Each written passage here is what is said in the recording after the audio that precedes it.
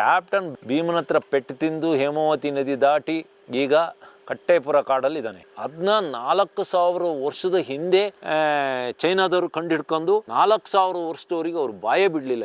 ಅದರಲ್ಲಿ ಮೇಯ್ನು ಒಂದು ಅಳಿಲು, ಚಿಕ್ಕ ಅಳಿಲು ಒಂದಿರುತ್ತೆ, ಅಳಿಲು ಅಂತಿದ್ದೇ ಬೀಜ ಪ್ರಸಾರ ಮಾಡೋದು. ಏಲಕ್ಕಿ ಸ್ಟಾರ್ಟಿಂಗ್ ಇನ್ನು ಕೆಲವರು ಮೆಣಸೆ ಕುಯ್ದಿಲ್ಲ, ಈಗಾಗಲೇ 705 ರೂಪಾಯಿ ಆಗಿದೆ. 1000 ರೂಪಾಯಿ ಬರ್ಬೋದು ಅಂತ ಹೇಳಿ 2 ಟೇಸ್ಟಲ್ಲಿ 2 ಇಡೀ ಇಂಡಿಯಾನೇ 2 ಭಾಗ ಆಗ್ತದೆ. ಏಲಕ್ಕಿಗೆ ಡೈರೆಕ್ಟ್ ಬಿಸಿಲು ಬೀಳಂಗೆ. ಏಲಕ್ಕಿ ಯಾವ ರೀತಿ ಅಂದರೆ ಒಂದು ಅವಾಗ ಹುಟ್ಟಿದ ಮಕ್ಕಳು ಇರ್ತಾವಲ್ಲ, ಚಿಕ್ಕ ಮಕ್ಕಳು, ಆ ರೀತಿ ಟೀನ 2 ಭಾಗ ಮಾಡಬೇಕು. ಒಂದು ದಕ್ಷಿಣ ಭಾರತದ ಟೀ, ಇನ್ನೊಂದು ಅಸ್ಸಾಂ ಟೀ.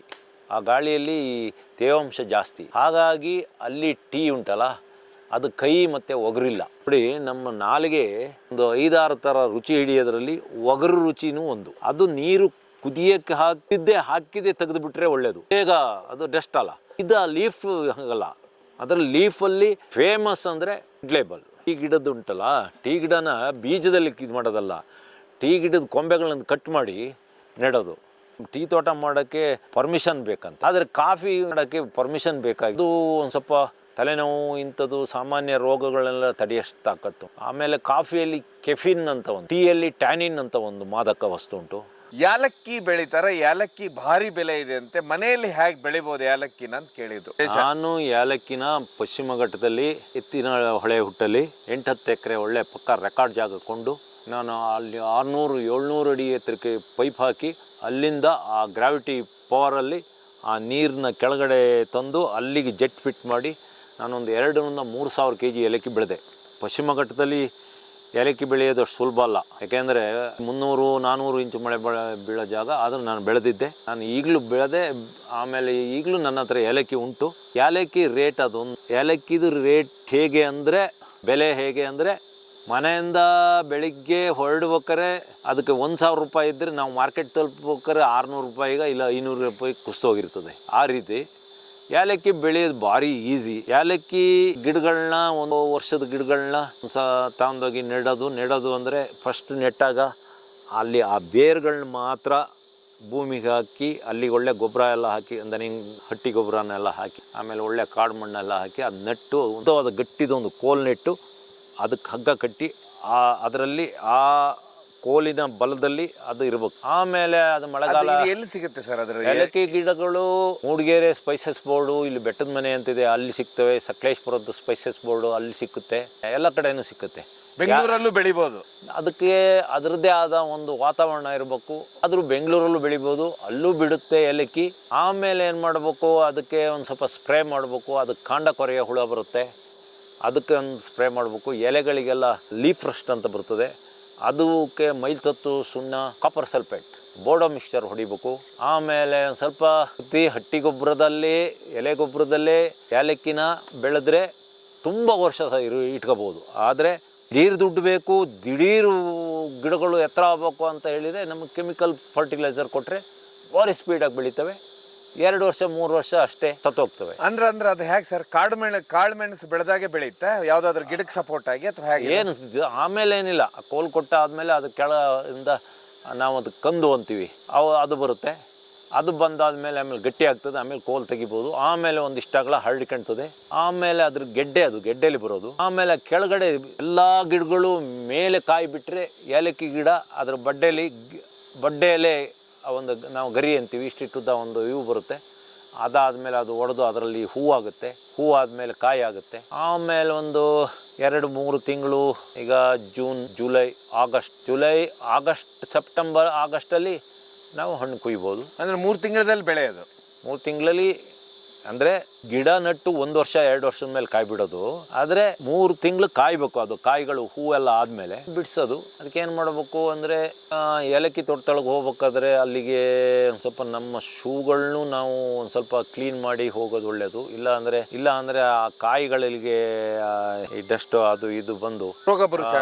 ಅದ್ರ ಮೇಲೆಲ್ಲ ಒಂಥರ ಕಾಯಿ ಮೇಲೆ ಚಿಕ್ಕಿ ಬರುತ್ತೆ. ಆ್ಯಕ್ಚುಲಿ ಏಲಕ್ಕಿ ಎಲ್ಲಿ ಏಲಕ್ಕಿ, ಮೆಣಸು ಪಶ್ಚಿಮ ಘಟ್ಟದ ಬೆಳೆ. ಅದು ಪಶ್ಚಿಮ ಘಟ್ಟದಲ್ಲಿ ಅದರಲ್ಲಿ ಮೇಯ್ನು ಒಂದು ಅಳಿಲು, ಚಿಕ್ಕ ಅಳಿಲು ಒಂದಿರುತ್ತೆ, ಅಳಿಲು ಅಂತೀವಿ ನಾವು, ಅದೇ ಬೀಜ ಪ್ರಸಾರ ಮಾಡೋದು ಏಲಕ್ಕಿನ. ಜೇನ್ ಹೇಗೆ ಹೊಟ್ಟೆ ಒಳಗೆ ಹೋಗಿ ಅಲ್ಲಿ ಒಂದು ಅದರಿಂದ ಅದ್ರ ಮೇಲಿಂದ ಒಂದು ಸ್ವಲ್ಪ ಲೋಳಿ ಇದಿರುತ್ತೆ, ಅದೆಲ್ಲ ಹೋಗಿ ಆದಮೇಲೆ ಮಲ ವಿಸರ್ಜನೆ ಮಾಡಿದಾಗ ಅಲ್ಲಿ ಬೆಳೀತದೆ. ಅಲ್ಲ, ಅಳಿಲಿಂದನೇ ಏಲಕ್ಕಿ ಹುಟ್ಟುದಾ?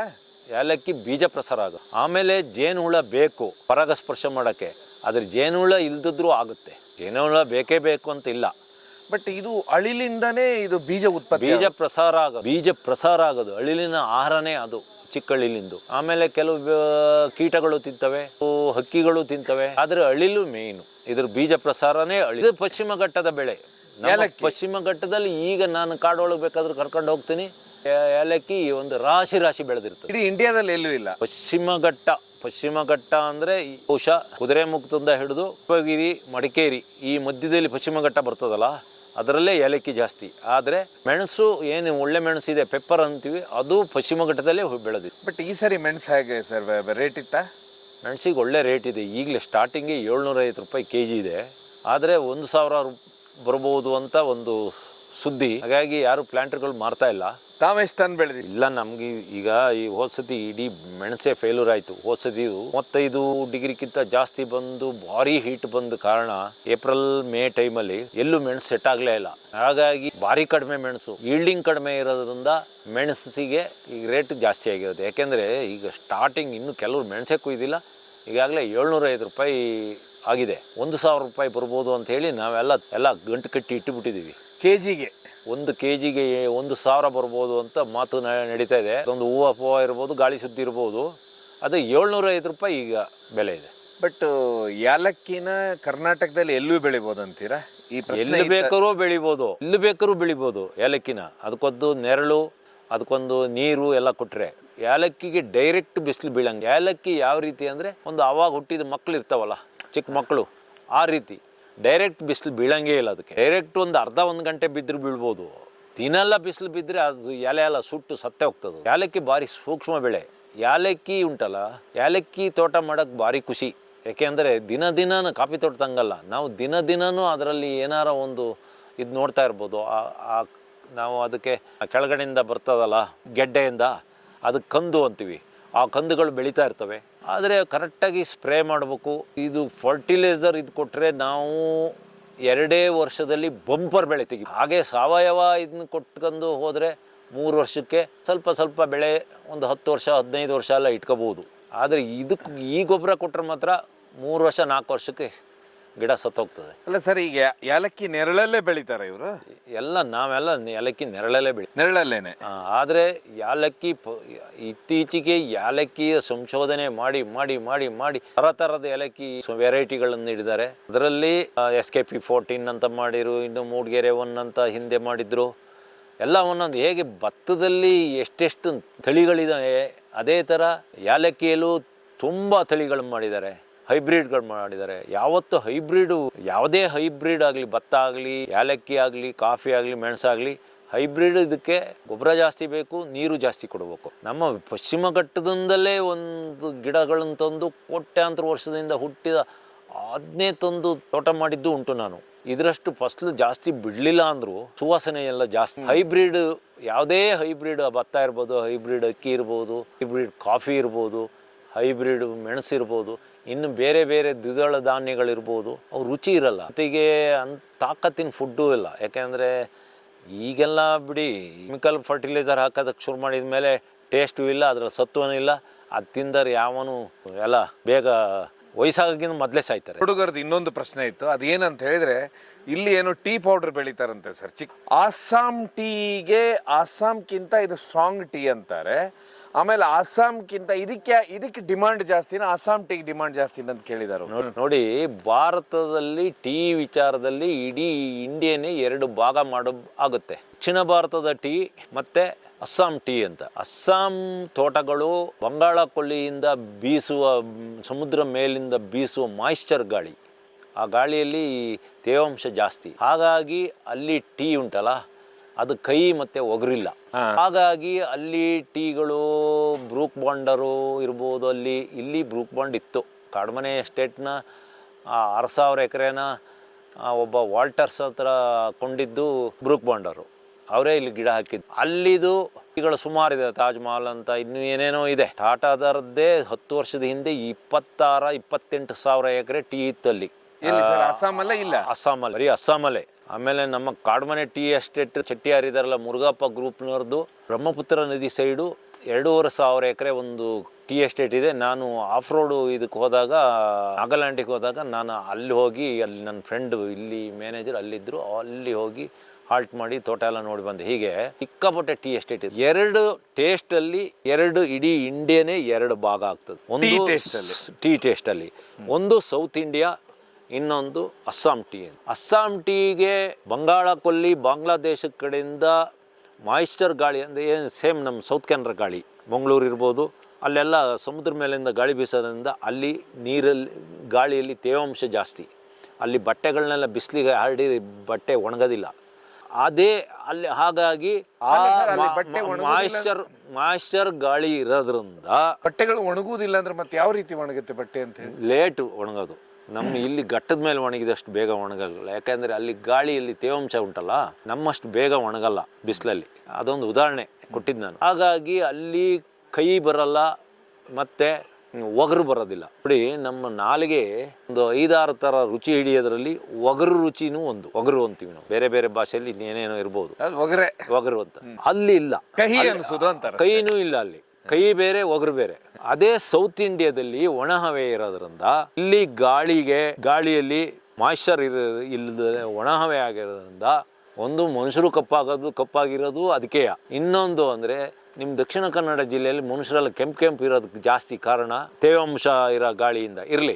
ಈಗ ಏನು ದಕ್ಷಿಣ ಭಾರತದ ಟೀ ಅಲ್ಲಿ ಗಾಳಿ ತೇವಾಂಶ ಇಲ್ಲದ ಗಾಳಿ ಒಣ ಹವೆ ಅಂತೀವಿ, ಇರೋ ಗಾಳಿ ಬೀಸೋದ್ರಿಂದ ಇಲ್ಲಿ ಟೀ ಕೈ ಜಾಸ್ತಿ, ಒಗರು ಜಾಸ್ತಿ. ಕೇರಳ ಟೀ ಇರ್ಬೋದು, ಈ ಕಡೆ ತಮಿಳ್ನಾಡು ಕಡೆ ಟೀ ಇರ್ಬೋದು, ನಮ್ಮ ಕರ್ನಾಟಕ ಟೀ ಇರ್ಬೋದು, ಇಲ್ಲಿ ಚಿಕ್ಕಮಗಳೂರು ಭಾಗದ ಟೀ ಇರ್ಬೋದು, ಅದೆಲ್ಲ ಕೈ ಮತ್ತು ಒಗರೆ. ಆದರೆ ಅದೇ ರುಚಿ ಅಂದರೆ ಇಷ್ಟಪಟ್ಟವರಿಗೆ ಅದೇ ಆಗ್ಬೇಕು. ಅವ್ರಿಗೆ ಆ ಟೀ ಇಷ್ಟ ಆಗುತ್ತೆ. ಅಸ್ಸಾಂನವ್ರಿಗೆ ಇದನ್ನ ಕುಡಿದ್ರು ಉಗಿತಾರೆ, ಇದೆಂತ ಕೈ ಟೀ ಅಂತ. ಹಾಗಾಗಿ ಟೀಯಲ್ಲೂ ಸುಮಾರು ಹೈಬ್ರಿಡ್ ಅದು ಇದು ಬರ್ತವೆ. ಚಿಕ್ಕ ಎಲೆ, ದೊಡ್ಡ ಎಲೆ, ಇಷ್ಟಗಳ ಎಲೆ ಎಲ್ಲ ಬರ್ತದೆ ಇದೆ. ಬಟ್ ಸೇಲ್ ಯಾವುದು ಸರ್? ರೇಟ್ ಯಾವುದು ಜಾಸ್ತಿ? ಟೀ ಪುಡಿಯಲ್ಲಿ 2 ಥರ ಇರುತ್ತೆ. ಒಂದು ಡಸ್ಟ್ ಅಂತ, ಇನ್ನೊಂದು ಲೀಫ್ ಅಂತ. ಡಸ್ಟ್ ಉಂಟಲ್ಲ, ಅದು ನೀರು ಕುದಿಯೋಕ್ಕೆ ಕುದ್ದಿದ್ದೇ ಹಾಕಿದೆ ತೆಗೆದುಬಿಟ್ರೆ ಒಳ್ಳೆಯದು, ಬೇಗ. ಅದು ಡಸ್ಟ್ ಅಲ್ಲ. ಇದು ಲೀಫ್ ಹಾಗಲ್ಲ. ಅದರ ಲೀಫಲ್ಲಿ ಫೇಮಸ್ ಅಂದರೆ ಇಡ್ಲೇಬಲ್. ಅದನ್ನ ಸುಮಾರು ಹೊತ್ತು ಕುದಿಸಿದಾಗ ಆ ಎಲೆ ತೊಟ್ಟು ಆ ಎಲೆಗಳು ಇಷ್ಟಿಷ್ಟಗಳ ಬಿಟ್ಕೊಂಡಿರ್ತವೆ, ಸೊಪ್ಪು ಅಂತೀವಲ್ಲ ಅದು. ಹಾಗಾಗಿ ಟೇಸ್ಟ್ ಆ ಥರ ಇರ್ತದೆ. ಶ್ರೀಲಂಕಾದ ಟೀಯಲ್ಲಿ ಟೆಟ್ಲೆ ಅಂತ ಒಂದು ಬರುತ್ತೆ, ಅದು ಬ್ರಿಟಿಷರು ಮಾಡಿದ್ದು. ಅದನ್ನ ಟಾಟಾದವರು ಸೇಲ್ ಮಾಡ್ತಾ ಇದ್ದಾರೆ, ಭಾರಿ ರುಚಿಯಾಗಿರ್ತದೆ. ನಾನು ಅದನ್ನ ಕುಡಿತಿದ್ದೆ. ಹಾಗಾಗಿ ಸುಮಾರು ಥರ ಟೀ, ಒಂದು 50-100 ಬ್ರಾಂಡ್ಗಳಿದ್ದಾವೆ. ಆದರೆ ಟೀಯಲ್ಲಿ 2: south India tea, Assam tea, north East tea. North East tea. But ನೀವು ಯಾವತ್ತೂ ಬೆಳಿಲಿಕ್ಕೆ ಪ್ರಯತ್ನ ಮಾಡಲಿಲ್ಲ ಟೀನ? ಟೀ ಗಿಡ ನಾನು ತಂದು ನಟ್ಟಿದ್ದೀನಿ. ನಮ್ಮಲ್ಲಿ ಕಾಡ್ಮನೇಲಿ ಉಂಟಲ್ಲ, ಟೀ ಗಿಡನ ಬೀಜದಲ್ಲಿ ಇದು ಮಾಡೋದಲ್ಲ, ಟೀ ಗಿಡದ ಕೊಂಬೆಗಳನ್ನು ಕಟ್ ಮಾಡಿ ನೆಡೋದು. ಅದಿಲ್ಲಿದೆ, ನಾವು ಗಿಡ ತಂದು ನಟ್ಟಿದ್ದೀವಿ. ಆದರೆ ಅದೇನು ಪ್ರಯೋಜನ ಇಲ್ಲ, ಅದಕ್ಕೊಂದು ಫ್ಯಾಕ್ಟ್ರಿ ಆಗ್ಬೇಕು, ಏನೇನೋ ಬೇಕಲ್ಲ. ಆಮೇಲೆ ಕಾಫಿ ಥರ ಅಲ್ಲ, ಕಾಫಿ ಥರ ಟೀ ಟೀ ತೋಟ ಮಾಡೋಕ್ಕೆ ಪರ್ಮಿಷನ್ ಬೇಕಂತ. ಆದರೆ ಕಾಫಿ ಮಾಡೋಕ್ಕೆ ಪರ್ಮಿಷನ್ ಬೇಕಾಗಿಲ್ಲ. ಹಂಗಾಗಿ ಕಾಫಿ ಹಿಲ್ಸಿ ಮೇಲೆ ಎಲ್ಲ ಬೆಳೀತಾ ಇದ್ದಾರೆ. ಟೀ ಬೆಳೆಯೋದಕ್ಕೆ ಪರ್ಮಿಷನ್ ಬೇಕಾ ಸರ್? ಪರ್ಮಿಷನ್ ಬೇಕಿತ್ತಂತೆ. ಆಮೇಲೆ ಟೀನ ಆ ಕಾಲದಲ್ಲಿ ತುಂಬ ಪ್ರಚಾರ ಮಾಡಿಬಿಟ್ರು. ಒಂದು ಗಾಡಿ ಒಳಗೆ ಟೀ ಪುಡಿ, ಸಕ್ಕರೆ ಎಲ್ಲ ತಗೊಂಡು ಎಲ್ಲ ಊರಲ್ಲಿ ಫ್ರೀ ಎಲ್ಲ ಕೊಟ್ಟು ಎಲ್ಲ ಪ್ರಚಾರ ಮಾಡಿರು. ಕಾಫಿಯರು ಅವರು ಇಲ್ಲೇ ಕೂತ್ಕೊಂಡ್ರು, ಯಾರು ಅದು ಪ್ರಚಾರ ಮಾಡೋಕ್ಕೆ ಹೋಗಲಿಲ್ಲ. ಹಾಗಾಗಿ ಉತ್ತರ ಕನ್ನಡ ಸೈಡೆಲ್ಲ ಟೀ ಕುಡಿಯೋದೇ ಜಾಸ್ತಿ ಕಾಫಿಗಿಂತ. ಮಂಗಳೂರು, ಉಡುಪಿಯಲ್ಲೂ ಟೀ ಕುಡಿಯೋದೇ ಜಾಸ್ತಿ, ಉತ್ತರ ಕರ್ನಾಟಕದಲ್ಲೂ ಟೀ ಕುಡಿಯೋದೇ ಜಾಸ್ತಿ. ಅದು ಒಂದು ಟೀ ಮಾಡೋದು ಸುಲಭ, ಇನ್ನೊಂದು ಟೀಗೆ ಪ್ರಚಾರ ಜಾಸ್ತಿ ಸಿಕ್ತು, ಕಾಫಿಗೆ ಸಿಕ್ಕಲಿಲ್ಲ. ಆಮೇಲೆ ಕಾಫಿ ಮಾಡೋದು ಸ್ವಲ್ಪ ಕಷ್ಟನೇ ಇತ್ತು. ಆದರೆ ಇತ್ತೀಚೆಗೆ ಇನ್ಸ್ಟೆಂಟ್ ಕಾಫಿಗಳು ಬಂದ ಮೇಲೆ, ಇನ್ಸ್ಟೆಂಟ್ ಕಾಫಿ ಅಂದರೆ ಅದು ರೋಬಸ್ಟಲ್ಲಿ ಮಾತ್ರ ಮಾಡೋದು ಆ ಕಾಫಿ. ಆ ಪುಡಿಗಳು ಬಂದಾಗ, ಉದಾಹರಣೆಗೆ ಬ್ರೂ ಇರ್ಬೋದು, ಇನ್ನು ಬೇರೆ ಬೇರೆ ನೆಸ್ಲೆ ಅದರದ್ದು ಇರ್ಬೋದು. ಒಂದು 50 ಎಕರೆ ತೋಟ ಇದೆ, ಅವರೆಲ್ಲ ಸೇರಿ ಒಂದು ಲೆವಿಸ್ಟಾ ಅಂತ ಕೊಡಗಲ್ಲಿ ಒಂದು ಕಾಫಿ ಮಾಡಿರು. ಇದು ಇನ್ಸ್ಟೆಂಟ್ ಕಾಫಿ. ಅದು ನಮ್ಮ ಇಂಡಿಯಾದ ಕಾಫಿ. ಅದು ಇವರೆಲ್ಲ ಮಲ್ಟಿ ಇಂಟರ್ನ್ಯಾಷನಲ್. ಅಂಥದ್ದೆಲ್ಲ ಬಂದ ಮೇಲೆ ಈ ಕಾಫಿ ಮಾಡೋದು ಸುಲಭ. ಮೊದಲಾದರೆ ಒಂದು ಫಿಲ್ಟರ್ ಬೇಕಿತ್ತು, ಇಲ್ಲ ಟೀ ಪುಡಿ ಕಾಫಿ ಪುಡಿ ಹಾಕ್ಬೇಕು, ಅದು ಕುದಿಬೇಕು. ಇದೇನಿಲ್ಲ, ಟೀ ಭಾರಿ ಈಸಿ ಅಲ್ಲ. ಕುದಿಯೋ ನೀರಿಗೆ ಒಂದು ಟೀ ಸ್ವಲ್ಪ ಇದು ಹಾಕಿಬಿಟ್ರೆ ಮುಗ್ದೇ ಹೋಯಿತು. ಅದು ಇರ್ಬೋದು. ಆಮೇಲೆ ಪ್ರಚಾರ ಸ್ಟಾರ್ಟಲ್ಲಿ ಆಗಲಿಲ್ಲ. ಹಾಗಾಗಿ ಕಾಫಿಗೊಂದು ಸ್ವಲ್ಪ ಬೇಡಿಕೆ ಕಡಿಮೆ. ಕಾಫಿ ಪ್ಲಾಂಟರ್ಗಳು ಟೀ ಕುಡಿಯೋರೇ ಜಾಸ್ತಿ, ಕಾಫಿ ಕುಡಿಯೋದೇ ಇಲ್ಲ.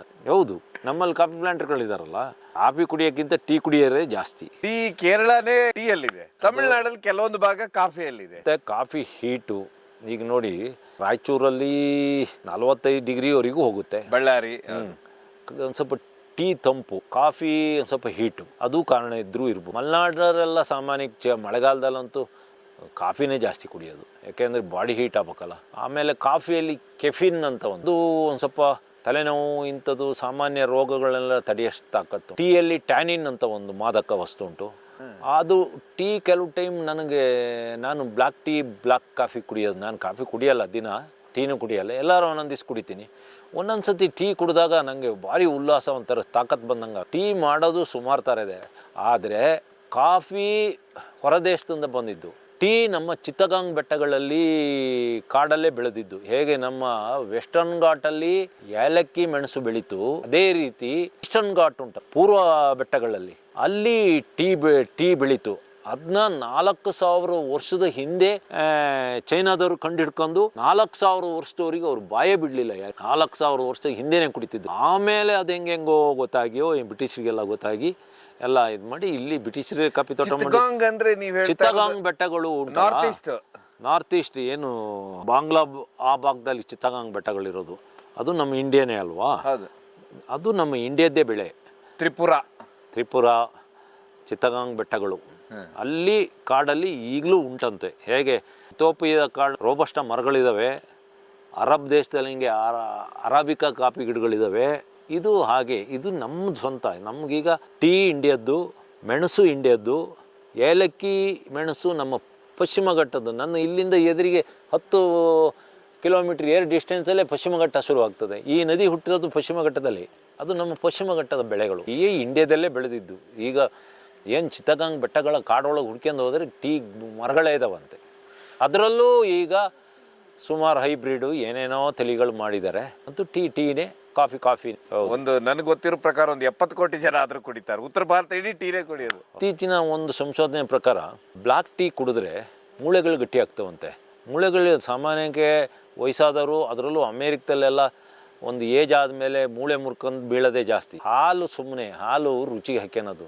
ಯಾರೇ ಕಾಫಿ ಕುಡಿಯೋದಾಗಲಿ ಟೀ ಕುಡಿಯೋದಾಗಲಿ, ಅದ್ರ ನಿಜವಾದ ಒರ್ಜಿನಲ್ ಏನಾರ ನಾವು ರುಚಿ ಹಿಡಿತೀವಿ ಅಂದರೆ ಕಾಫಿಗೆ ಬ್ಲ್ಯಾಕ್ ಕಾಫಿ ಮಾಡ್ಕೊಂಡು ಅದಕ್ಕೆ ಸಕ್ಕರೆನೂ ಹಾಕೋಕ್ಕೊಡ್ದು, ಅದಕ್ಕೆ ಹಾಲು ಹಾಕಬಾರ್ದು. ಅವೆಲ್ಲ ಹಾಕಿ ರುಚಿಗೆ ಅಷ್ಟೇ ನಾವು ಒರಿಜಿನಾಲಿಟಿ ಹೋಗುತ್ತೆ. ಅಷ್ಟೇ ಅಲ್ಲ, ಅದಕ್ಕೆ ಚಿಕೋರಿನೂ ಮಿಕ್ಸ್ ಮಾಡಬಾರ್ದು. ಚಿಕೋರಿ ಮಿಕ್ಸ್ ಮಾಡಿ ನಮ್ಮ ಕಾಫಿದು ರುಚಿ, ನಮ್ಮ ಕಾಫಿನೇ ತೆಗೆದಿದ್ದೇ ಚಿಕೋರಿ. ಸರ್, ಈಗ ಎಲ್ಲ ಭೀಮ್ ಆನೆ ತಂಡ ಎಲ್ಲ ಎಲ್ಲಿದಾವೆ ಸರ್? ಈಗೆಲ್ಲ ಕ್ಯಾಪ್ಟನ್ ಹಡ್ಕ ಬಡ್ಕ, ನಮ್ಮ ಕಾನಳ್ಳಿ ಕುಳ್ಳ. ನನ್ನ ಈ ಎಡಭಾಗದಿಂದ ಇಲ್ಲಿಂದ ಏರ್ ಡಿಸ್ಟೆನ್ಸ್ ಒಂದು 2 ಕಿಲೋಮೀಟರ್ ದೂರದಲ್ಲಿ ಹೇಮಾವತಿ ನದಿ. ಅಲ್ಲಿಂದ ಹೇಮಾವತಿ ನದಿಯಿಂದ ಒಂದು 3-4 ಕಿಲೋಮೀಟರ್ ಏರ್ ಡಿಸ್ಟೆನ್ಸಲ್ಲಿ ಭೀಮಾ ಟೀಮ್ ಇದೆ. ಒಂದು ಅಣ್ಣಮಲೈ ಎಸ್ಟೇಟ್ ಅಂತ ಒಬ್ಬ ಚೆಟ್ಟಿಯಾರ ತೋಟ ಇದೆ, ಬ್ಯಾದ್ನೆ ಅಂತ. ಅದೆಲ್ಲ ಸಕಲೇಶ್ಪುರ ಬೇಲೂರು ಬಾರ್ಡ್ರು ಅಂತ ನಮ್ಮ ಹಾಸನ ಜಿಲ್ಲೆದು. ಅಲ್ಲಿದ್ದಾರೆ. ಇನ್ನು ಎಲ್ಲ ಚಲ್ಲಪಿಲ್ಲಿ ಆಗಿದ್ದಾರೆ. ಒಬ್ಬೊಬ್ಬರ ಕಡೆ ಬೀಟಮ್ಮ ಟೀಮಲ್ಲಿದ್ದರೆ ಭುವನೇಶ್ವರಿ ಆನೆ ಮತ್ತು ಓಲ್ಡ್ ಬೆಲ್ಟ್ ಎಲ್ಲ ಇನ್ನೊಂದು ಕಡೆ ಇದೆ. ಅಂದರೆ ಈ ಸಾಕಾನೆಗಳ ವಾಸನೆ ಅಂತಲೂ ಹೇಳ್ಬೋದು. ಅವಕ್ಕೆ ಒಟ್ಟಿಗೆ ಇದ್ದರೆ ಆಹಾರ ಸಿಕ್ಕದೇ ಕಷ್ಟ. ಈಗ ಆಹಾರ ಇಲ್ಲ. ಈಗ ಸ್ವಲ್ಪ ಅಲ್ಲಿ ಮಳೆ ಬಿದ್ದರಿಂದ ಸ್ವಲ್ಪ ಹುಲ್ಲುಗಿಲ್ಲೆಲ್ಲ ಚಿಗುರಿದೆ. ಈಗ ಮೊನ್ನೆ ಆ ಭಾಗದಲ್ಲಿ ಒಳ್ಳೆ ಮಳೆ ಆಗಿದೆ. ಆದರೆ ಹೇಮಾವತಿ ನದಿ ದಾಟ್ತಾ ಇಲ್ಲ. ಹೇಮಾವತಿ ದಾಟಿ ಈ ಭಾಗಕ್ಕೆ ಬಂದರೆ ಈ ಕಡೆ ಒಂದು ಸ್ವಲ್ಪ ಒಳ್ಳೆ ಕಾಡು ಫುಡ್ಡು ಉಂಟು. ಎಲ್ಲ ಆನೆಗಳು ಒಂದು 15 ದಿವಸ ತಿಂಗಳಿಗೆ ಇಡೀ ಪಕ್ಷಾಂತರ ಮಾಡ್ತಾ ಇರ್ತಾರೆ. ಆ ಅಜ್ಜಿ, ಭುವನೇಶ್ವರಿ ಅಜ್ಜಿ, ಇಲ್ಲ ಓಲ್ಡ್ ಬೆಲ್ಟ್ ಅಜ್ಜಿ ಜೊತೆಗೆ ಈ ಬೀಟಮ್ಮ ಟೀಮ್ನವರು ಹೋಗಿ ಅಲ್ಲಿ ಪಕ್ಷಾಂತರ ಮಾಡ್ತಾರೆ. ಅವರು ಇಲ್ಲಿಗೆ ಬರ್ತಾರೆ. ಇದೊಂಥರ ಇಲ್ಲಿ ನಮ್ಮ ಹಳ್ಳಿಯಲ್ಲೆಲ್ಲ ನೆಂಟರ ಮನೆಗೆ ಉಂಟಲ್ಲ, ಆ ಥರ ನೆಂಟರ ಮನೆಗೆ ಹೋಗೋ ಥರ. ಬಟ್ ಕ್ಯಾಪ್ಟನ್ ಇಲ್ಲೇ ಇಲ್ಲ. ಕ್ಯಾಪ್ಟನ್ ಭೀಮನ ಹತ್ರ ಪೆಟ್ಟು ತಿಂದು ಹೇಮಾವತಿ ನದಿ ದಾಟಿ ಈಗ ಕಟ್ಟೇಪುರ ಕಾಡಲ್ಲಿದ್ದಾನೆ.